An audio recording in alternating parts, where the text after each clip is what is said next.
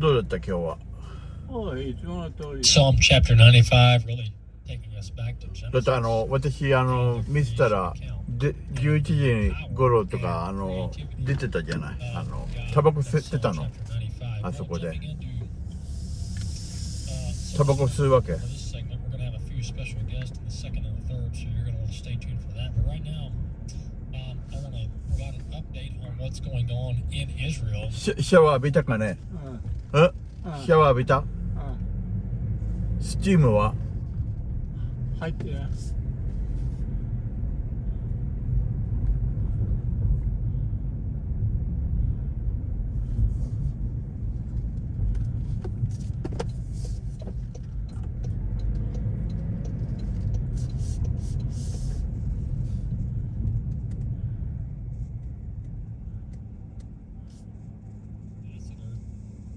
Give us a lesson on terminology and definitions. Let's see. This is the Israeli UN ambassador, Gilad Erdan, and he was on CNN. And the CNN host, Dana Bash, just kept using the term humanitarian crisis to describe what's going on in Gaza. And he provided us a little bit of a lesson as to what a humanitarian crisis is. Let's listen to this. As far as I know, we are fully coordinated with the administration. We're closely monitoring the humanitarian situation in Gaza.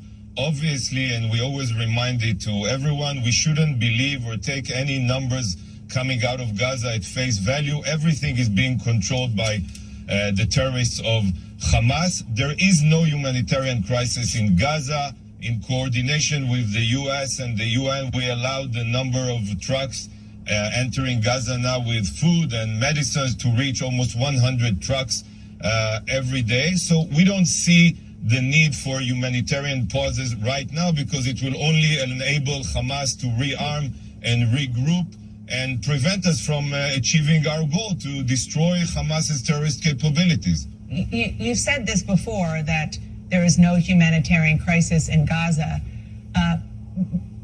That's kind of an amazing statement, because there were humanitarian problems there before the war, and now obviously it has gotten bad. But take their numbers aside. It has gotten to the crisis point. I'm not saying that the life in Gaza is great, and obviously Hamas is the only one that should be held accountable for any situation in Gaza. But there's a standard due to international humanitarian law. What does it mean, a humanitarian crisis? And I'm saying again, there is no humanitarian crisis based on the international humanitarian law right now in Gaza. Well, there you have it. That's an Israeli spokesperson and ambassador to the UN saying, whoa, CNN, and everybody for that matter. Before we keep regurgitating this Hamas talking point that there's a humanitarian crisis in Gaza, let's actually look and see what international law says as to what exactly defines a humanitarian crisis. And the Israeli ambassador there is saying, look, by definition, this is not a humanitarian crisis. He says, look, it may not be rosy there. I mean, things aren't great in Gaza, but it's not, it doesn't rise to the level of being a humanitarian crisis. The other note he makes to begin with is to not believe at face value numbers of deaths and injuries that are coming out of Gaza. Why? 噂の名前じゃないの。We've got the terrorist このシティの名前、マッキンニー。 So how can we 私たちが住んでるのはフリスコでしょ。 give us the numbers of the dead? 喋ったのこういう人。喋ったよ。何て言ってた？いや、別に。ペルーの人。あで今日初めから最後までいたの？いたよ。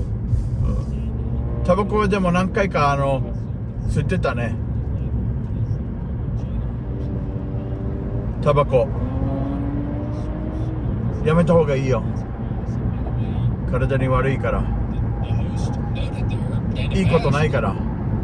Now, things weren't great in Gaza before this. So this has really nothing to do with Israel. This has everything to do with the fact that the terrorist group Hamas has been running Gaza for years, and it is a disaster. It is a bad hole, to use radio appropriate language. It is just not a good place. It's a disaster. And it's sad for the civilians that are there that don't like Hamas. They don't sympathize with them. They don't like what they're doing, and they're just there because they aren't able to, immigrate somewhere else for whatever reason. But this is not, as I said last week, this is not a Gaza. This is this isn't equal to Ukraine, but Gaza is. We can't talk about the civilians in Gaza as if they're all, Western lovers of freedom and liberty. That's just not the case, okay? So let's stop talking about Gaza like there's a bunch of angels there and then there's Hamas and there's nothing in the middle. No. Much of the Muslim population in this part of the world, much of them hate the West. They don't like Christians, they don't like Jews, and they don't like our Western ideals of freedom and liberty and prosperity. They don't like it. They live under Sharia law. That's what they like. They don't like humanity progressing towards greater things. That's why when you travel over there, you feel like you're in, 300 AD with their huts and their concrete buildings with no electricity, and they're riding on donkeys and camels and everything else. That's just how they like to live. So these cultures are completely different, and we've got to quit playing like Gaza's this Western European city that loves liberty, and they just got these bad guys Hamas in town.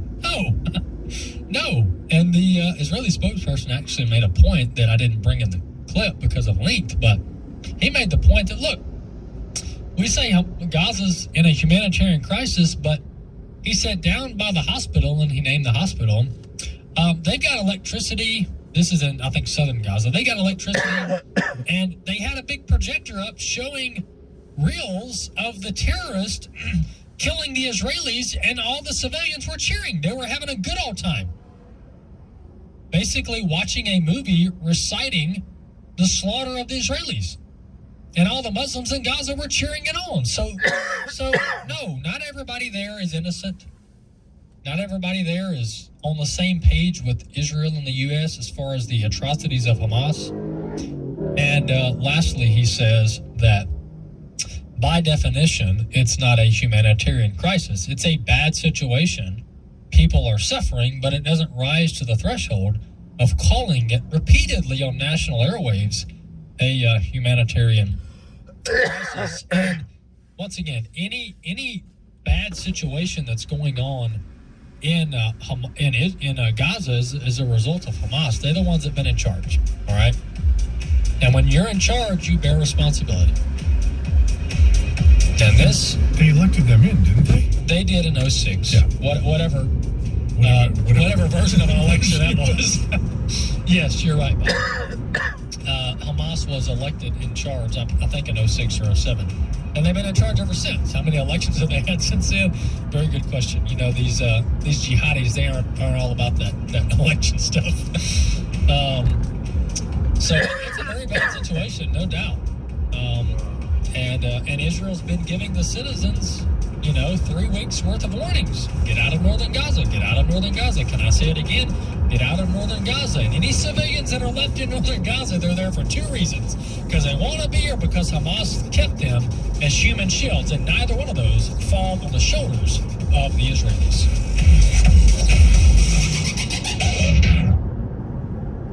All scripture is breathed out by God and profitable for teaching, for reproof, for correction, and for training in righteousness. My name is Abraham Hamilton III, and this is the Hamilton Minute. Christ's followers must contend for the authority of Scripture in every generation. Current societal challenges that are described as culture wars are really societal attacks on the authority and application of Scripture. American Family Studios has created a documentary film project that will aid you in effectively conveying a reason for your unwavering trust in Jesus and unflinching confidence in His Word. You need this in your life. Go to thegodwhospeaks.org to get this resource. You won't be disappointed. weekday from 5 to 6 p.m. Central for the Hamilton Corner with Abraham Hamilton III, Public Policy Analyst for the American Family Association. Preborn celebrates that Roe v. Wade has been overturned. Roe has been responsible for the slaughter of over 63 million babies. Now the decision to abort a child will be left in the hands of the states, and sadly, abortions will continue in the most liberal states. Over the past 16 years, Preborn has positioned their clinics in the top abortion cities where 50% of abortions occur. Preborn's work of saving babies' lives continues at an even greater level as they save babies' lives and defend their centers from the radical handlers who will shut them down.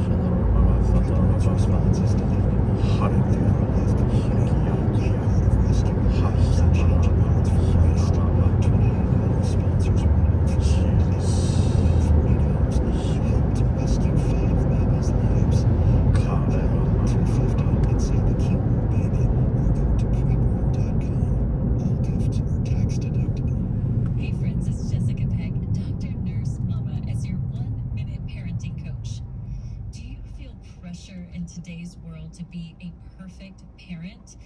We feel like if we don't have our kids in the honors program or in select sports or wearing the latest fashions, we are somehow failing them. The truth is, our kids don't want perfect parents, even if that were possible. They want present parents. Are you physically in your child's presence every day? And when you are you emotionally present? Are you living in the moment? Are you making eye contact for 20 seconds or more? Are you listening with your whole face and attention? When you feel badly about your child not having something, remember that truly the thing they want most is you. I'll see you on the Dr. Nurse Mama radio show on American Family Radio. At the Core podcasts are available at AFR.net. Now, back to At the Core on American Family Radio. Welcome back to the Core here on American Family Radio Network. Well, hey, if you're watching on streaming.afa.net, I've got our AFA Christmas kit sprawled out here on the table in a rather unorganized manner, and it's probably going to get under my skin. But when we wrap up the show, I'll organize it, and I can't blame anybody but myself because I threw it out all over the table. なんか大きいや And Bobby will remind me that it was my idea to do that. But I say all that to bring attention to our Christmas combo kit we've got over at resources.afa.net. Go there and check it out. Go ahead and order your kit, your combo, and we'll send it to you. $55, that includes shipping, and we've got a plethora of items, to use my favorite word, in that combo. Hey, we have in studio with us Jonathan Bain. He's a senior research fellow over at the Foundation for Government Accountability, and we've had either Jonathan or another spokesperson on with FGA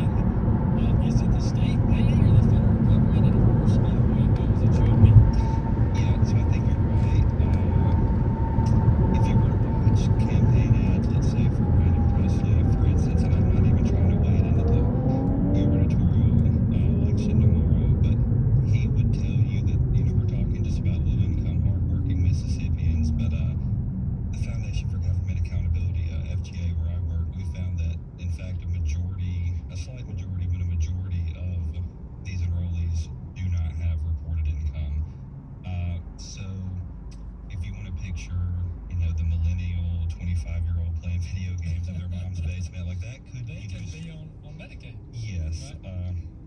Transitioning into what you were saying, who pays for it? Obviously, you and I do. Right now, the federal government would pay 90%, or, $9 out of 10 to cover expansion. I think the problem Oh with... goodness, how long does that last though? Is that indefinite? No, that's the thing. You never know how long it's going to last, and these are always empty promises. It's bait to get you to expand, and then once you expand, it's really we could turn you loose at any time. Regardless, it could end up costing around $40 billion over a decade if Mississippi were to expand. Mississippi taxpayers would be stuck. Well, the state of Mississippi would be stuck with $4 billion of that.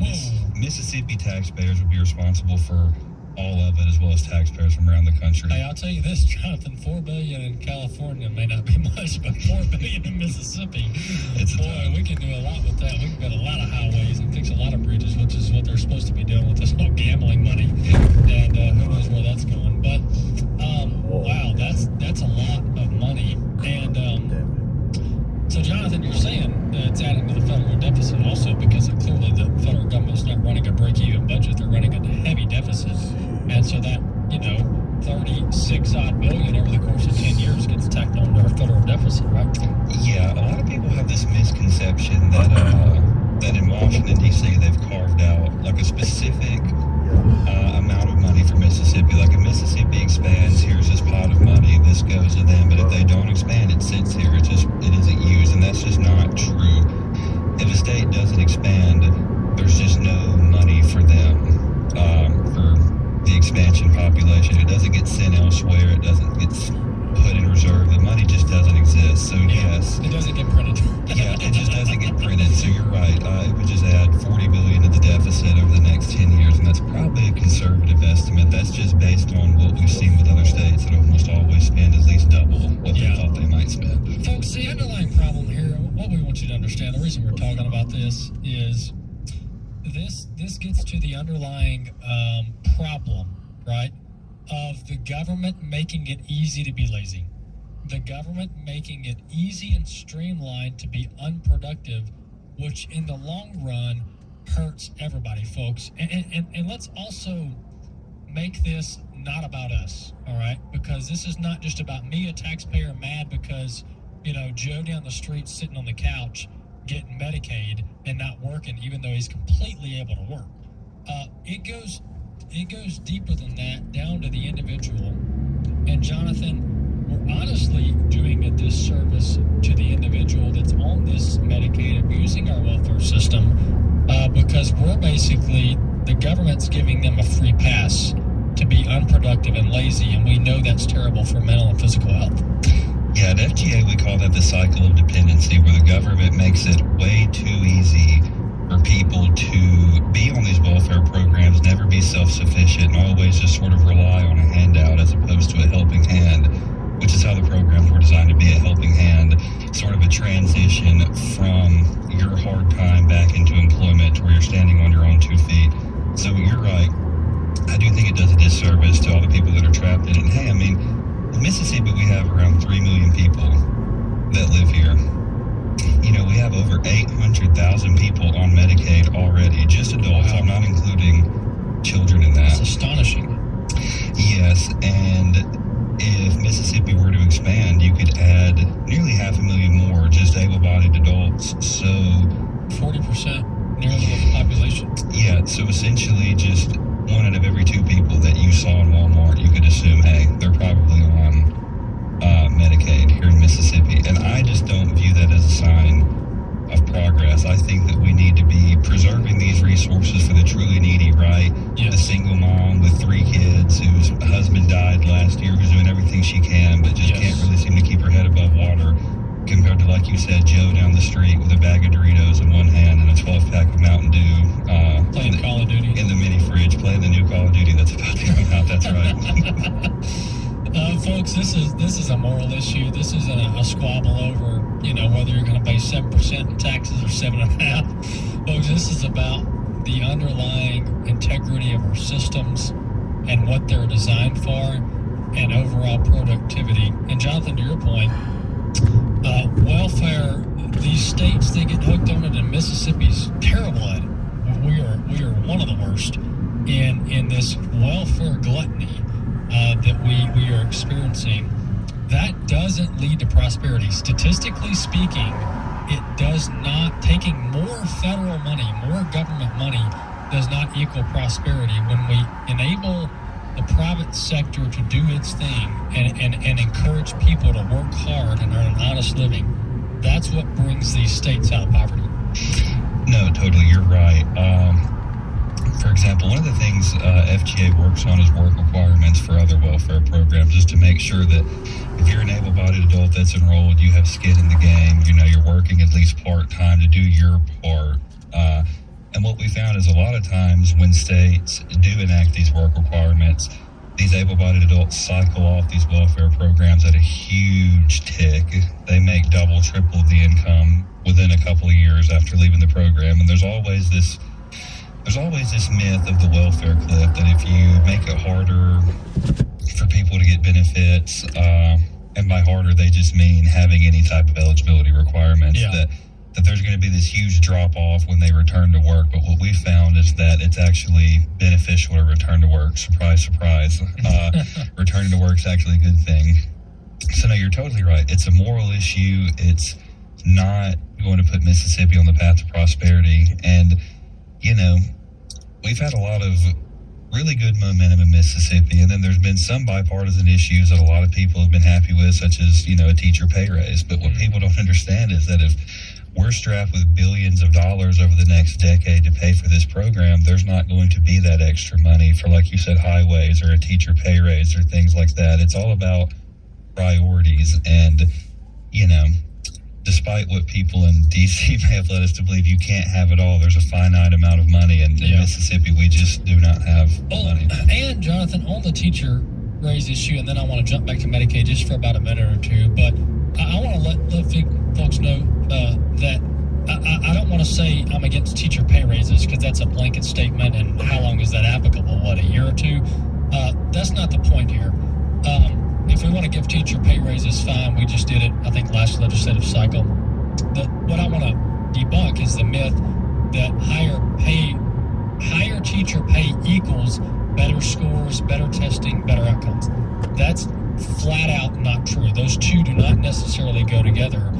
Some of the lowest paid teachers at some of these private schools that make half of what a public teacher makes have, 5 times better test scores than the public schools. So I just want to get that out there for those that think that higher teacher pay equals better test scores. That's not necessarily the case. If that's what we're going for, is better quality teachers and better test scores. But Jonathan, on Medicaid expansion, when Brandon Presley is hitting Tate Reeves and the Democrats, are hitting Tate Reeves over these rural hospitals and the trouble with funding, is this related? If so, explain. Yeah, a lot of proponents of expansion like to sort of present it as a silver bullet for hospitals, right?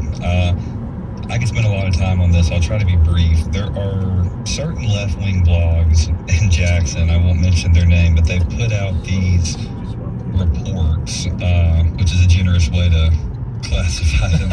They're not really academic reports, but anyway, they claim that 45% of rural hospitals in Mississippi are at risk of closure. And then right above it, Arkansas was sitting at 44%.